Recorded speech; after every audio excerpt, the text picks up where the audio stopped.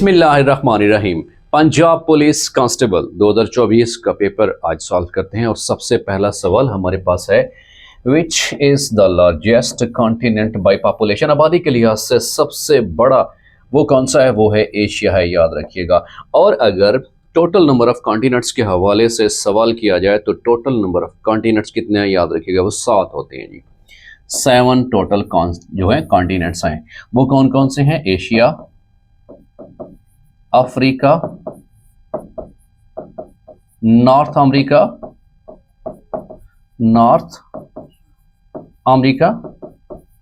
South America,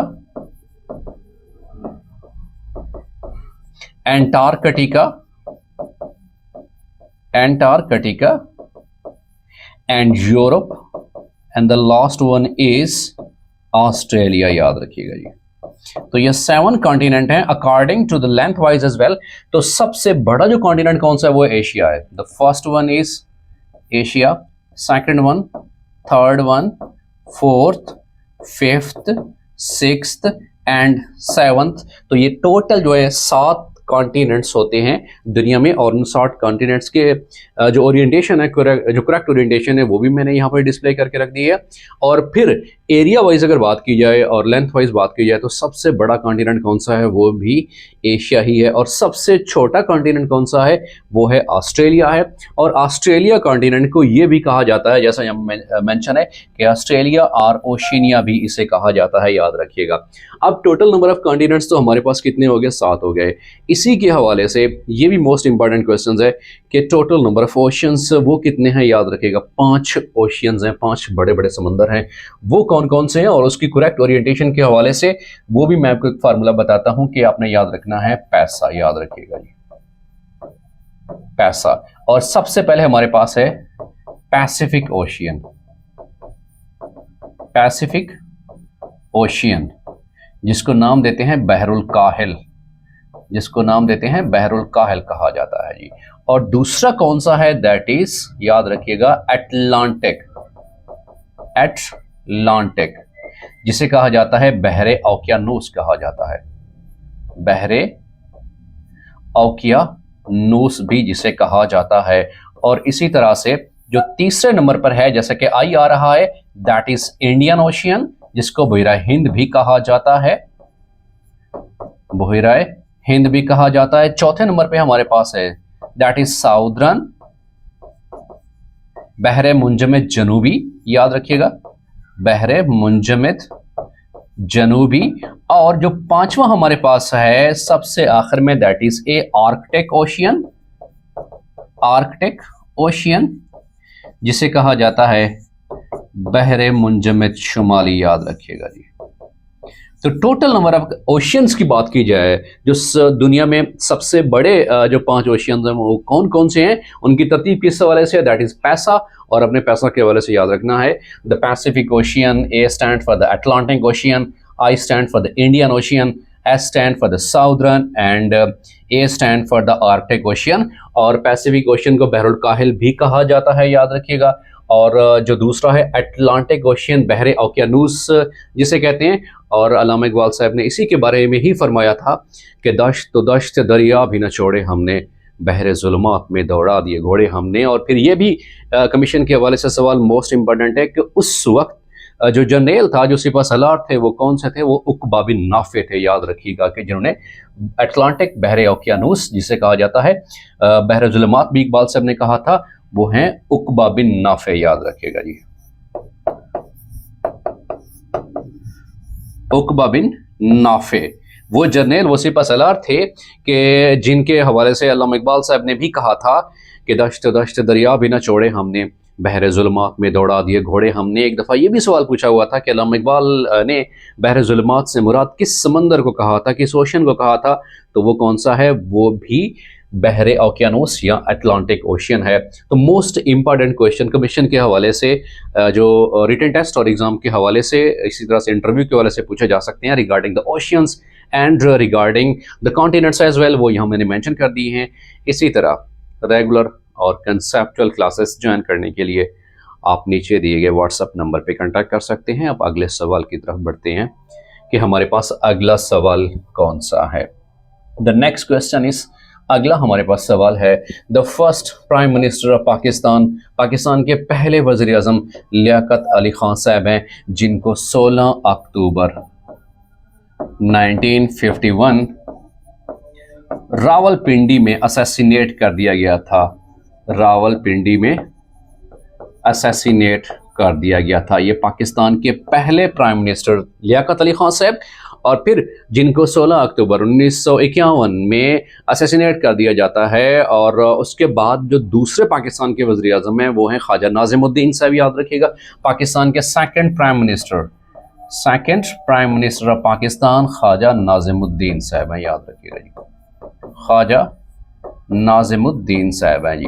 the next question इस, अगला सवाल हमारे पास है, Badshahi mosque at Lahore was made by, ये मुगल हुक्मरान औरंगजेब साहब ने तामीर कराई थी।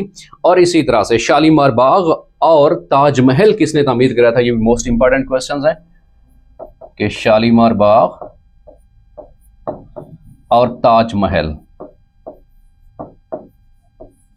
ये मुगल बादशाह शाहजहां ने तामीर कराए थे, याद रखिएगा जी, शाहजहां साहब ने तामीर कराए थे। और फिर मुगल हुक्मरानों के हवाले से जो करेक्ट ओरिएंटेशन है कि सबसे पहले मुगलिया हुकूमत की बुनियाद किसने रखी थी? याद रखिएगा, ज़हीरुद्दीन बाबर साहब ने मुगलिया हुकूमत की जो बुनियाद रखी थी। नंबर फर्स्ट, ज़हीरुद्दीन बाबर साहब, ये मुगलिया ख़ानदान के पहले हुक्मरान हैं कि जिन्होंने मुगलिया सल्तनत की बुनियाद रखी थी। सेकंड जो हैं हुमायूं साहब हैं, सेकंड हुमायूं साहब, और थर्ड जो हैं अकबर साहब हैं कि जिन्होंने अपनी बादशाहत के दौरान भी एक नया दीन इलाही भी मुतारफ़ कराया था, मतलब मुख्तलिफ मज़ाहब को मिलकर इकट्ठा करके क्यों ना एक ही मज़हब बना दिया जाए। तो वो किस मुगल हुक्मरान ने जो इंट्रोड्यूस कराया था? वो अकबर ने ही इंट्रोड्यूस कराया था, इसके दौर में इंट्रोड्यूस हुआ था। इसी तरह से अकबर के बाद जहांगीर, शाहजहां साहब, जहांगीर साहब, और नेक्स्ट जहांगीर साहब के बाद जो अगले आने वाले इस सल्तनत की जो बुनियाद को जारी रखने वाले हैं वो हैं शाहजहां साहब, याद रखिएगा जी, शाहजहां साहब। और उसके बाद आने वाले कौन से हैं? वो हैं औरंगजेब साहब, वो हैं औरंगजेब साहब। और ये जितने भी मुगल हुक्मरान थे, फ़न तामीर जो है इनका एक शौक़ रहा है। और फ़न तामीर के हवाले से जो औरंगजेब साहब ने जो एक तारीख़ी मस्जिद बनाई थी, बादशाही मस्जिद, जो कि लाहौर में है। और इसी तरह से ताजमहल और शालीमार बाग किसने तामीर कराया था? वो बादशाह शाहजहां साहब ने तामीर कराया था, क्योंकि फ़न तामीर इनका एक दिलचस्प मशगला भी था और एक विरसा भी असासा भी था। तो उस हवाले से ये भी सवालात पूछे जा सकते हैं कि बादशाही मस्जिद किसने तामीर कराई थी? तो उस वक्त बादशाही मस्जिद औरंगजेब साहब ने तामीर कराई थी। और फिर शालीमार बाग और ताजमहल ये किसने तामीर कराए थे? शाहजहां साहब ने। ताजमहल आगरा में है, शालीमार बाग लाहौर में है, तो ये किसने तामीर कराए थे? ये शाहजहां साहब ने तामीर कराए थे। और अगर ओरिएंटेशन के हवाले से ये भी सवाल पूछा जाता है कि जो मुगलिया सल्तनत की बुनियाद रखने वाले कौन से हैं, वो हैं ज़हीरुद्दीन बाबर साहब, उनके बाद हुमायूं साहब, उनके बाद अकबर साहब, फिर जहांगीर, शाहजहां और फिर औरंगजेब साहब आते हैं। तो ये भी मोस्ट इंपॉर्टेंट क्वेश्चंस हैं। अगले सवाल की तरफ बढ़ते हैं कि अगला सवाल हमारे पास कौन सा है। The next question is, Quaid Azam join all India Muslim League. Quaid Azam ने ऑल इंडिया मुस्लिम लीग कब ज्वाइन की थी? 1913 में ज्वाइन की थी। उसके बाद है कि the longest river in Pakistan, Pakistan में जो सबसे लंबा दरिया है वो कौन सा है? वो इंडस है, और इसे नील ऑफ पाकिस्तान भी कहा जाता है, याद रखिएगा जी। ये यूसुफ पाकिस्तान का कि दरिया नील ही है, नील ऑफ पाकिस्तान भी कहा जाता है जी, पाकिस्तान का सबसे बड़ा दरिया जो है।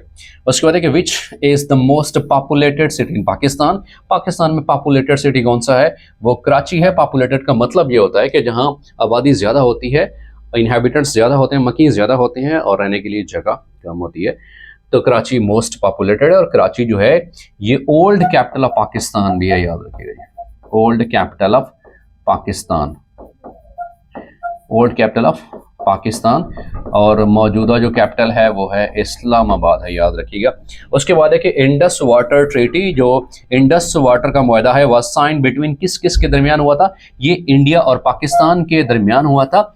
जो सिंतास का मुआहदा है, सिंतास का मुआहदा जो हुआ था पाकिस्तान और इंडिया का मबैन हुआ था, और किसके ताउन से हुआ था? ये भी सवाल पूछा जाता है कि वर्ल्ड बैंक के ताउन से, याद रखिएगा, ये मुआहदा तय पाया था। ये वर्ल्ड बैंक के ताउन से ये मुआहदा तय पाया था। उसके बाद है कि how many members of the national assembly of Pakistan, Pakistan में जो नेशनल असेंबली के टोल जो मेंबरान की तादाद होती है, कुल मेंबरान कितने होते हैं, वो है 336, याद रखिएगा। और अगर सेनेट के हवाले से वो पूछे सवाल, याद रखिएगा, सेनेट के हवाले से टोटल 96 जो है वो सीट्स हैं। और अगर नेशनल असेंबली के हवाले से पूछे तो total number of seats in the national assembly of Pakistan पहले 342 थी, लेकिन जो अपडेटेड है वो कौन सी है, 336 ही है, याद रखिएगा। अगले सवाल की तरफ बढ़ते हैं। The next question is when was All India Muslim League founded? All India Muslim League कब बनी गई, याद रखिएगा, वो 30 दिसंबर 1906 में बनी थी, इसकी बुनियाद रखी गई थी। K2 is present in which mountain range? ये कराक्रम माउंटेन रेंज जो पहाड़ी सिलसिला है वहां पर मौजूद है। Which animal is the national animal Pakistan? Pakistan का जो नेशनल एनिमल है वो कौन सा है, वो है मारखोर है। और पाकिस्तान का कौमी फूल कौन सा है, जैस्मीन फ्लावर है। पाकिस्तान का कौमी फूल चंबेली का फूल है, जिसे जैस्मीन फ्लावर भी कहते हैं, याद रखिएगा जी, जैस्मीन फ्लावर पाकिस्तान का कौमी फूल। और पाकिस्तान का कौमी खेल कौन सा है, पाकिस्तान का कौमी खेल हॉकी है, याद रखिएगा। उसके बाद है कि the synonym of mob, mob का मतलब क्या होता है, हजूम, जिसे क्राउड भी कहा जाता है। और सिनोनिम ऑफ विक्ट्री, विक्ट्री का जो सिनोनिम है मुतरादिफ सक्सेस भी है, फतह है। ये सिनोनिम इंग्लिश के हवाले से सवाल पूछे हुए थे। अगला सवाल हमारे पास है, that is which is the longest सूरा इन द होली कुरान? कुरान मजीद में सबसे जो बड़ी, सबसे लंबी सूरत कौन सी है, वो है सूरा बकरा। और सबसे छोटी सूरत सूरा कौसर है। Which is the busiest sea port of Pakistan? That's Karachi airport. उसके बाद है कि द वॉर बिटवीन यूक्रेन और रशिया, यूक्रेन और रशिया के दरमियान जो जंग शुरू हुई थी 24 फरवरी 2022 को जो है ये स्टार्ट हुई थी। Which was the first mosque built by the Holy Prophet peace be upon him? वो सबसे पहली मस्जिद कौन सी है, मस्जिद कुबा है, याद रखिएगा। जो आप सल्लल्लाहु अलैहि वसल्लम की तरफ से सबसे पहली मस्जिद बनाई गई थी वो कौन सी है, वो मस्जिद कुबा है। इस्लामियात के हवाले से ये सवाल पूछा हुआ था। अगला सवाल हमारे पास है, What is the capital of तुर्की? तुर्की का कैपिटल कौन सा है, वो अंकारा है। उसके बाद है कि area wise largest province of Pakistan. Area के हवाले से अगर बात की जाए तो पाकिस्तान के जो सबसे बड़ा सूबा वो कौन सा है, वो है बलूचिस्तान, याद रखिएगा। उसके बाद है कि when was Indus water treaty, जो सिंथेसिस का मुआहदा है, ये 19 सितंबर 1960 को पाकिस्तान और इंडिया के माबैन, ये एक आबी मसला था जिसको वर्ल्ड बैंक के तावन से जो है मुआहदे की बाद में एडजस्टमेंट की गई थी। तो ये कब जो साइन किया गया था, सिंथेसिस का मुआहदा है 19 सितंबर 1960 को। The total number of districts of Punjab, total number of districts कितने हैं, 42, वैसे 41 भी हैं। तो इसमें थोड़ा सा जो है प्लस एंड माइनस है, क्योंकि अभी पंजाब हुकूमत की तरफ से नए डिस्ट्रिक्ट का इजाफा किया गया है, जिसमें तौसा शरीफ, जिसमें मरी और कोटा भी शामिल हैं। तो उस हवाले से जो अपडेटेड है 42 या 41 ये दोनों जो हैं, क्योंकि एक डिस्ट्रिक्ट को बाद में डी नोटिफाई भी कर दिया गया था। उसके बाद हमारे पास अगला सवाल है कि which is the largest crude oil producing country? तो क्रूड ऑयल प्रोड्यूसिंग कंट्री कौन सा है, वो है यूनाइटेड स्टेट्स, USA, याद रखिएगा। अगला सवाल है, that is what is the capital of Afghanistan? Afghanistan का कैपिटल कौन सा है, वो काबुल है। और what was the old name of Faisalabad? Faisalabad का पुराना नेम कौन सा है, वो है लायलपुर है। और जो फैसलाबाद है इसको मैनचेस्टर ऑफ पाकिस्तान भी कहा जाता है, याद रखिएगा जी। फैसलाबाद को मैनचेस्टर ऑफ पाकिस्तान भी कहा जाता है, याद रखिएगा जी। मैनचेस्टर ऑफ पाकिस्तान भी कहा जाता है। मोस्टली जो इंडस्ट्रियल जोन है वो फैसलाबाद ही है जी। उसके बाद है कि which is the world smallest country? वो कौन सा है, वो है वेटिकन सिटी, याद रखिएगा। It is not a city, बल्कि ये क्या है, स्मॉलेस्ट कंट्री है। तकरीबन इसमें जो टोटल नंबर ऑफ इनहेबिटेंट्स हैं वो 523 हैं, 523 के करीब लगभग इतने ही जो हैं यहाँ पे हैं। और ये वेटिकन सिटी ओवरऑल इसको एक कंट्री का दर्जा हासिल है। एक जो है यहाँ पे मेंशन किया गया है कि स्मॉलेस्ट कंट्री कौन सा है, वो है वेटिकन सिटी, याद रखिएगा जी। उसके बाद है कि war of independence was started in which year, जो जंग आज़ादी है 1857 की जंग आज़ादी, जिसमें मुसलमानों को खातिर कामयाबी नहीं हासिल हुई थी, तो वो जंग कब लड़ी गई थी, 1857 में ही लड़ी गई थी। उसके बाद है कि what are the second and third form of the awake, तो ये इंग्लिश के हवाले से सवाल था, दैट्स अवेक, अवोक, अवोकन, और ये बेसिकली इर्रेगुलर वर्ब की कैटेगरी में आते हैं। अगर इंग्लिश की बात की जाए रिस्पेक्टेड पार्टिसिपेंट्स, इर्रेगुलर वर्ब्स ऐसे वर्ब्स के जिनकी आपको पास्ट बनाने के लिए डी या ईडी का इजाफा नहीं करना पड़ता, बल्कि उनकी पास्ट बनाने के लिए आपको कोई और पैटर्न अपनाना पड़ता है, जैसे bring, brought, brought, catch, caught, caught, awake, awoke, awoken, break, broke, broken. तो ये क्या कहलाते हैं, इर्रेगुलर वर्ब्स कहलाते हैं। और रेगुलर वर्ब्स कौन से होते हैं, जैसे start, started, started, increase, increased, increased, ठीक है, and, ended, ended, close, close, closed, तो ये रेगुलर वर्ब की कैटेगरी में आते हैं। इंग्लिश के हवाले से ये सवाल पूछा हुआ था, who is the current chief justice of Pakistan, Pakistan के मौजूदा चीफ जस्टिस कौन से हैं, जस्टिस याह्या आफरीदी। और जस्टिस याह्या आफरीदी पाकिस्तान के 23वें जो है जस्टिस हैं, चीफ जस्टिस ऑफ पाकिस्तान के तौर पे काम कर रहे हैं। और पाकिस्तान के पहले चीफ जस्टिस कौन से हैं, मियां अब्दुल रशीद साहब, याद रखिए। पाकिस्तान के पहले चीफ जस्टिस, जो पाकिस्तान के पहले चीफ जस्टिस मियां अब्दुल रशीद साहब, याद रखिएगा, मियां अब्दुल रशीद साहब। और जो करंट हैं चीफ जस्टिस वो कौन से हैं, जस्टिस याह्या आफरीदी। इससे पहले जस्टिस कौन से थे, वो ईसा खान साहब थे, याद रखिए, काजी फायद ईसा खान साहब थे वो, ठीक है। Who is the current foreign minister Pakistan, मौजूदा जो है मोहम्मद इसाक डार साहब हैं, जो कि पाकिस्तान के फॉरेन मिनिस्टर के तौर पर, वजीर खारजा के तौर पर काम कर रहे हैं। Who is the current chief election commission of Pakistan, Sikandar Sultan Raja sahab है। उसके बाद who is the current president of United States of America, वो कौन से हैं, वो डोनाल्ड ट्रंप साहब हैं। और ये याद रखिएगा 47th जो हैं वो यूएसए के जो प्रेसिडेंट हैं। इससे पहले जो 46 थे वो कौन से थे, याद रखिएगा, जो बाइडेन साहब थे, याद रखिएगा जी, जो बाइडेन साहब। और जो बाइडेन से पहले 45th वो कौन से थे, याद रखिएगा, वो भी 45th वो भी यही ट्रंप साहब ही थे जी। अब ये ट्रंप साहब अपना दूसरा जो है वो अहद हुकूमत संभाल रहे हैं, बतौर प्रेसिडेंट के तौर पे काम कर रहे हैं, the 47th president of the USA. इससे पहले ये 45th भी प्रेसिडेंट रह चुके हैं। और इससे के बाद जो आने वाले 46 थे वो जो बाइडेन साहब है। बट अब कौन से हैं 47th, ये कौन से हैं, अमेरिका के डोनाल्ड ट्रंप साहब, जिन्होंने 20 जनवरी को अपने ओहदे का हल्फ भी लिया था, याद रखिएगा। अगले सवाल की तरफ बढ़ते हैं कि अगला सवाल हमारे पास कौन सा है कि केव हीरा इज द माउंटेन, ये जो गारे हिरा है ये कौन सी पहाड़ी सिलसिलों पे, जबल नूर जिसे कहा जाता है, अनूर भी कहा जाता है, कि उन पहाड़ी सिलसिलों के ऊपर है जी। रूहुल्ला, याद रखिएगा जी, Ruhullah is the title of which prophet, ये किसका है, हजरत ईसा अलैहिस्सलाम का ये। और मूसा का लक़ब क्या था, कलीमुल्लाह था, याद रखिएगा, कलीमुल्लाह, अल्लाह ताला से हम कलाम होने जाते थे। और हजरत इब्राहीम का लक़ब क्या है, हजरत इब्राहीम अलैहिस्सलाम का जो लक़ब है वो है खलीलुल्लाह, याद रखिएगा, अल्लाह का दोस्त। और हज़रत इस्माइल अलैहिस्सलाम का लक़ब क्या है, ज़बीहुल्लाह, चूँकि अल्लाह ताला के रास्ते में वो ज़बह हुए थे। मतलब है कि एक तरह का कुर्बानी जो उनके वालिद साहब ने दी थी, उसके बाद में अल्लाह ताला की तरफ से वो मेंढा आ गया था, तो उसकी कुर्बानी हो गई थी, उसी की याद में मुसलमान कुर्बानी भी करते हैं। तो ज़बीहुल्लाह हज़रत इस्माइल अलैहिस्सलाम का लक़ब है, याद रखिएगा जी।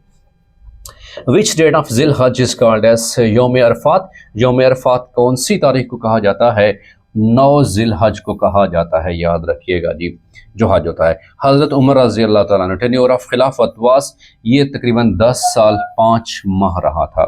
उसके बाद देखिए विच प्रॉफिट तौरात, तौरात किसके ऊपर नाजिल हुई थी, हज़रत मूसा अलैहिस्सलाम पर नाजिल हुई थी। और इंजील किसके ऊपर नाजिल हुई थी, हज़रत ईसा अलैहिस्सलाम पे, इंजील हज़रत ईसा अलैहिस्सलाम पे। और ज़बूर हज़रत दाऊद अलैहिस्सलाम पे, ज़बूर हज़रत दाऊद अलैहिस्सलाम पे। और जो कुरान मजीद है वो हज़रत मोहम्मद मुस्तफ़ा सल्लल्लाहु अलैहि वसल्लम पर नाज़िल हुए थे। तो ये आसमानी किताबों के हवाले से सवाल पूछा हुआ था कि तौरात किसके ऊपर नाज़िल हुई थी? हज़रत मूसा अलैहिस्सलाम के ऊपर, इंजील हज़रत ईसा अलैहिस्सलाम के ऊपर, और ज़बूर हज़रत दाऊद अलैहिस्सलाम पर, और कुरान मजीद हज़रत मोहम्मद मुस्तफ़ा सल्लल्लाहु अलैहि वसल्लम पर नाज़िल हुई थी। अगला सवाल हमारे पास है, दैट इज़ कि विच सहाबी एस्टैब्लिश्ड पुलिस सिस्टम। तो हज़रत उमर रज़ी अल्लाह तआला अन्हु ने सबसे पहले पुलिस रिफॉर्म, पुलिस का निज़ाम इंट्रोड्यूस कराया था, याद रखिएगा जी, जिनका लक़ब फ़ारूक भी है, मतलब हक़ और बातिल के दरमियान फ़र्क करने वाले। ओरिजिनल नेम ऑफ अबू जहल, अबू जहल का असल नाम क्या था? आमिर बिन हाशिम इनका असल नाम था। हज़रत यूनुस अलैहिस्सलाम remained in the abdomen of fish for how many days, कितने दिनों के लिए वो मछली के पेट में रहे थे? वो 40 दिन मछली के पेट में रहे थे और अल्लाह ताला ने उनको हिफाजत के साथ उनको रखा था, याद रखिएगा जी। उसके बाद है कि व्हेन ज़कात बिकेम ऑब्लिगेटरी, ज़कात कब फ़र्ज़ हुई? 2 हिजरी को ज़कात फ़र्ज़ हुई थी। अगला सवाल है, that is synonym of effortless is. अच्छा, ये जो मुख्तलिफ इंग्लिश के वर्ड्स होते हैं रिस्पेक्टेड स्टूडेंट्स, इसको हम नाम देते हैं रूट वर्ड्स का नाम देते हैं। वो सफिक्स भी हो सकते हैं, प्रीफिक्सेस भी हो सकते हैं। जैसे यहाँ पे लिखा हुआ था कि एफर्टलेस, तो मतलब बगैर किसी एफर्ट के, तो कौन सा काम होता है? वो इजी होता है। अब जो रूट वर्ड्स कौन से होते हैं? जैसे for example homo, homo means the same और द सिमिलर, सेम और the similar. Bio mean the life और the living organism. Same is the case lysis, lysis mean the break down, याद रखिएगा जी, break down. Same is the case less का मतलब होता है कि किसी चीज की नफी करना।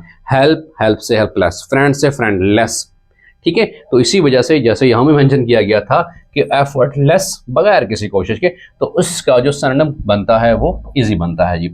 उसके बाद है कि एंटोनिम ऑफ लार्ज का सिनोनिम क्या बनता है? वो डिस्पैरेज बनता है, मतलब किसी की इज्जत खत्म करना जी। उसके बाद है कि गुड जज never jumps to the conclusion, जल्दी वो कंक्लूजन की तरफ नहीं जाता जी। Underline the comparative degree in the sentence, comparative degree कौन सी है? वो याद रखिएगा, रिचर कंपैरेटिव डिग्री है। और कंपैरेटिव का मतलब है कि इस्म सिफत की दूसरी डिग्री। सुपरलेटिव का मतलब क्या होता है? इस्म सिफत की तीसरी डिग्री, और ये भी रेगुलर एडजेक्टिव में से ही हैं।